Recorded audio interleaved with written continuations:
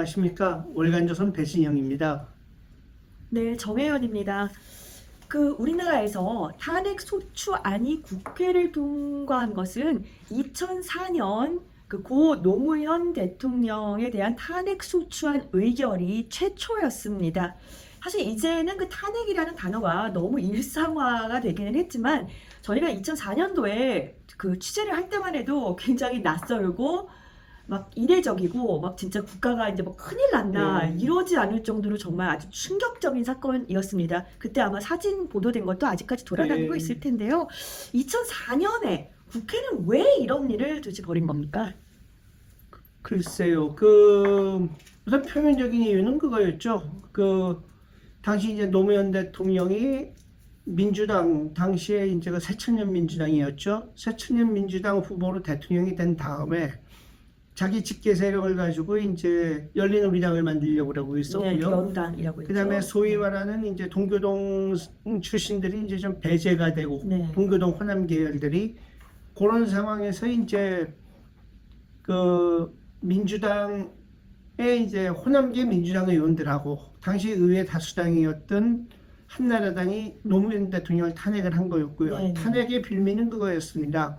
열린우리당 창당을 앞두고 열린우리당에 대한 지지를 갖다가 여러 차례 공개적으로 호소했는데 이게 이제 대통령도 공무원인데 공무원의 정치적 중립 의무를 위반한 거 아니냐 이게 문제가 됐었던 거죠. 근데 네. 굳이 따지자면 좀 문제는 없지 않아 있었다고 봅니다. 하나는 이제 당시 좀 정치적인 왜냐면 김대중 대통령한테 정권을 잃은 데 이어서 다시 한번 생각지 않게 노무현 대통령한테 이제 그 기회를 빼앗긴 한나라당 그리고 자기들이 뽑아줬다고 생각을 했는데 자기들로부터 이탈하려고 그러는 노무현 당시 대통령에 대한 불만 이것 때문에 이제 한나라당과 민주당이 탄핵을 강행했다고 봐야겠죠. 결탁한 게 되는 결탁한 게 거죠. 좀 있었죠. 네. 그런데 굉장히 저희 취재하면서 이런 일이 처음 있는 일이니까 국회가 이런 걸 할 수 있고 좀 말로만 했지 예. 정말 이렇게 할 수 있구나라는 것도 저희가 이제 정말 목도했고 굉장히 다들 충격이었죠. 하지만 현재 헌법재판소의 결과는 예. 그렇지가 않았죠. 그때 이제 탄핵 결정 헌법재판소에서 탄핵 결정을 하던 날 이제 저희 월간조선 기자들도 네. 전부 모여갖고 텔레비전을 가서 시청했던 기억이 이제 지금도 생생합니다. 근데 그 당시에 이제 여러 가지 혐의들 결국은 이제 뭐 아까 말씀드린 것처럼 대통령이 이제 정치적 중립 의무를 위반했다. 이거 몇 가지 이제 나눠진 항목들이 있었지 않습니까? 그때 이제 첫 번째 항목 이렇다 하고선 여기에 대해서 헌법 위반한 게 인정된다. 네. 두 번째 항목 여기에 대해 인정된다면 헌법적으로 다 인정을 했습니다. 네. 그때 이제 다들 뭐 깜짝 놀랐죠. 야 그렇죠. 정말 대통령 탄핵 결정이 되는구나. 네. 근데 이제 마지막 순간에 반전이 있었죠. 네. 그 헌법과 법률에 위배되는 사실들은 다 인정하지만은 네. 그 정도가 대통령 파면에 이를 정도로 중하지 않기 때문에 네. 말하자면 기각한다 그래가지고 그야말로 구사일생으로 살아났었죠 그때. 네, 그렇습니다. 결론적으로는 이제 헌재가 이제 결정을 하지 않고 인용하지 않은 것이죠. 그런데 이제 그 당시 보면은 당시에 얼마나 그 거리에서 노무현 대통령을 지지하는 이제 시위가 많았습니까? 네. 그러고 사실 취임한 지 한 1년 조금 넘은 대통령을 갖다가 임기 종료를 앞둔 국회가 탄핵한다 하는 것도 이제 수긍하지 못하겠다는 그렇죠. 국민들이 많았었고요. 그 당시에 그 어떤 이런 얘기하죠. 도올 김영욱 씨 같은 사람은 거리의 그 민중들의 함성이 바로 헌법이다. 그렇죠. 이라는 소리까지 했는데 결국은 그 당시 그런 그 흐름 때문에 네. 솔직히 헌법재판관들이 좀 그 거리의 함성에 위축돼서 그런 판결을 내리지 않았나 그런 생각이 들죠. 네. 저희가 20년도 지난 얘기를 더 꺼낸 것은 그리고 지금 이 순간에 20년 전 지난 얘기가 그냥 해프닝으로 끝날 수 있었던 것은 그 헌법재판소가 이거를 이제 인용하지 않았기 이제 결정을 하지 않았기 때문입니다. 하지만 두 번째 대통령 탄핵 소추와는 완전히 달랐습니다. 그렇죠. 2016년 박근혜 전 대통령 사례였는데요. 헌재가 대통령에 대해서 탄핵을 결정한 첫 번째 사례였습니다. 당시 상황은 어떻게 됐죠? 뭐 기억이 생생합니다만 소위 최순실 사태라는 거 네. 그러고 이제 뭐 국민들 입장에서는 아마 그랬던 게 아닌가 싶어요. 그러니까 우리가 그래도 대통령이라고 뽑아줬는데 어떻게 최순실이라고 하는 뭐 생긴 거나 이름부터가 촌스러운 그런 여자하고 뭐 태블릿 PC를 갖고선 뭐 연설문을 봐달라고 그랬다는 둥, 국정농단 됐다는 둥 이런 식으로 얘기가 흘러가니까 또 뭐 오방색이 어떻고 무슨 뭐 그렇죠. 우주의 기운이 어떻고 별소리가 다 네, 있었지 않습니까? 그렇죠. 그러니까 그런 걸 갖고 이제 많은 국민들이 우리가 뽑아준 대통령이 저 정도 수준밖에 안 되는 사람이었나 하는 그런 것 때문에 이제 확 속된 말로 열이 받았던 것 같은데 네. 그 당시에도 보면은 솔직히 언론의 선동이라는 측면들이 이제 굉장히 강했고요. 그 점은 저는 우리 언론이 반성을 해야 될 부분이라고 생각을 합니다. 그리고 특히 이제 그 당시에 탄핵 소추할 적에 저는 깜짝 놀랐던 게 탄핵 소추 국회 법사위원회에서 탄핵 소추를 하는 건 검사가 기소하는 거거든요.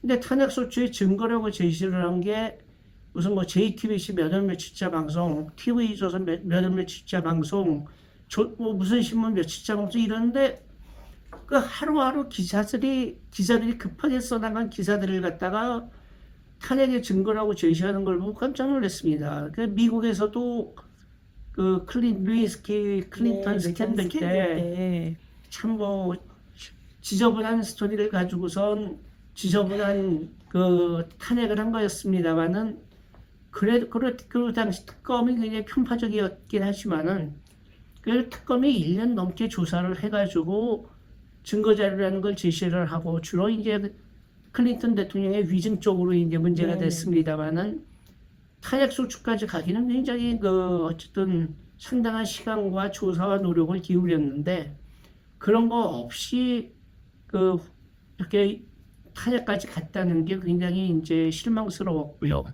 그다음 중요한 건 그겁니다. 배웠다는 분들도 그런 얘기하는 분들이 많은데 대통령이 이만큼 잘못했으면 탄핵돼야 되는 거 아니냐 너무 쉽게 얘기를 해요. 근데 사실은 대통령의 잘못이 헌법과 법률에 위배됐을 적에 대통령뿐 아니라 다른 공직자들도 그렇죠. 그때 탄핵을 할 수 있는 건데 탄핵을 갖다가 추진하는 그 야당이나 정치 세력들도 그렇고 일반 국민들도 그렇고 정치 잘못했으면 탄핵돼야 된다 이렇게 생각하는데 그건 아니거든요. 그렇죠. 그게 상당히 아찔한 얘기고 결국 이제 박근혜 대통령은 나중에 재판에서 여러 가지 유죄 판결을 받긴 했습니다만은 사실은 그 재판들은 탄핵을 갖다 사후에 합리화하는 거였다는 좀 그런 느낌이 많이 듭니다. 그러니까 이제 국회가 검사의 역할을 하면서 뭐 증거도 없이 일단 네. 기소하고 보고 글쎄 말입니다. 그리고 일단 최순실 씨도 나중에 이제 최서원 씨로 개명을 했지만 우리는 언론도 그렇고 끝까지 최순실 사태라고 썼죠. 그게 좀 다분히 좀 의도성이 있는 거긴 하죠. 그런 것도 그렇고 자, 박근혜 대통령 탄핵 결정 당시에 이제 이정미 재판관은 아주 뭐 호기롭게 대통령을 갖다 파면한다 하고 선언을 했지만은 그 당시에 법적으로 어떠한 부분이 어째서 헌법에 위배되는지에 대한 정교한 법적 논리는 하나도 없었습니다. 그래서 당시 많은 법조인들이 그 판결문을 보고 고개를 들 수가 없다 그럴 정도였는데 하여튼 이러고 나니까 이제 탄핵이 굉장히 익숙해진 거죠. 그러니까 그래도 이제 뭐 한 번은 이제 뭐 헌재가 어떻게 보면 예. 기각한 거고 한 번은 이제 결정한 건데 그래도 이 두 분은 뭐 이게 말이 표현이 좀 이상하긴 한데 그래도 대통령이었어요. 예, 근데 그 이후부터는 예, 일반인이라고 볼 수는 없지만 이렇게 탄핵에도 만약에 급이 있다면 대통령부터 시작해서 그 다음에 2023년에는 그 소위 이태원 그 참사 예. 할로윈 참사 때문에 그 이상민 행정안전부 장관 그 다음에는 이제 검사들 이제 예. 사장 검사로 내려와요. 안동환 검사, 손중석 검사, 이정석 검사 예. 탄핵 소추안이 다 가결이 됐는데 이거 탄핵에도 급이 있다고 하면 이제 뭐 어디까지 내려가는 건가요? 그 법적으로는 판검사에 대한 탄핵이 불법은 아닙니다. 오히려 판검사가 일반적인 공무원들보다 법적으로 두텁게 보호를 받고 있기 때문에 그렇게 보호를 받을수록 말하자면 대신 탄핵이라는 방법으로다가 그 사람들의 책임을 물을 수 있게 한 거기 때문에 법적으로야 뭐 그 사람들 탄핵한 것 자체가 문제가 되는 건 아니지만 이 탄핵된 사람들이 어떤 사람이냐 이거죠. 네. 이상민 행정안전부 장관은 결국 탄핵에서 기각이 됐지만은 그렇죠.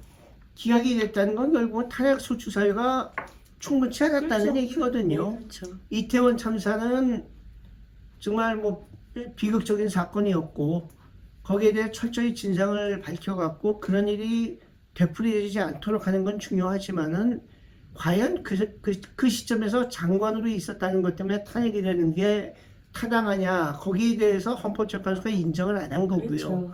그다음에 검사들은 아니 모든 검사를 다 탄핵한 게 아니라 그렇죠. 사건을 잘못 처리한 이런 검사들을 탄핵을 한 게 아니라 뻔하지 않습니까? 민주당에 대해서 불리한 사건들을 수사한 검사들을 탄핵한 건데 네. 그래가지고서야 검사들이 어떻게 일을 하겠으며 그렇죠. 그 탄핵이 과연 공정하다고 얘기할 수 있겠습니까? 네. 자, 이제 탄핵이 뭐 저희가 뭐 제가 이제 아까 급이라고 얘기했는데 뭐 그럼 대통령은 해도 되는 거고 탄핵 소추의 대상이고 뭐 일반 뭐 법조인은 아니냐 그런 게 아니고요. 너무 지금 우리 사회에서 탄핵이 남발되고 진짜 너무 네. 몰라도 될 만한 네. 일들까지 사실 헌법재판소 재판관들 굉장히 피곤할 것 같다는 생각도 듭니다. 네, 다음 시간에 또 좋은 소식으로 찾아뵙겠습니다. 감사합니다. 감사합니다.